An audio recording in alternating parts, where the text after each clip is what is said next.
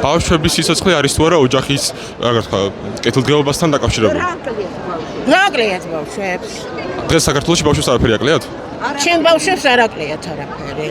ძალიან ბევრი ბავშვი არის სიგარების ზღვარს ქვემოთ. ჩემები არ ეწევიან. არა, მოწევა არაფერი შეშია.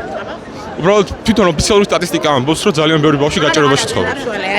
სახელმწიფო ყველაფერს აკეთებს იმისთვის, რომ ბავშვებს დაეხმაროს. სახელმწიფო ყველაფერს აკეთებს, რომ განამარტო მაგათ ყველას. მაგრამ იმის ფონზე რომ შეუძლებს პროტესტის უფლებას არ აძლევენ, რასაც თქვენ აკეთებთ. ეს არის პროპაგანდა. სახელმწიფო ყველანაირად ყველა ავადმყოფს უდგება გვერდს. აქ რაც კი შეუძლია მთავრობას, მე მგონი რომ უკან არიხევს და ყველაფერს აკეთებს იმისთვის, რომ ბავშვებს დაეხმაროს. ფასო დაფინანსებას რო ითხოვენ, ახლა ჩვენ ამერიკა არა ვართ და არც იმის ფონზე რომ 40 მილიონი ლარი არსებობს პირობითად იმისთვის, რომ კონცერტები დაფინანსდეს, არის თუ არა სწორი ის, რომ ეს თანხა გამოვიყენოთ ბავშვებისთვის და არა იმისთვის, რომ რომელიღაც უცხოელ, მაგალითად მუსიკოსს ეს ფული გადაუხადოთ არაფერში.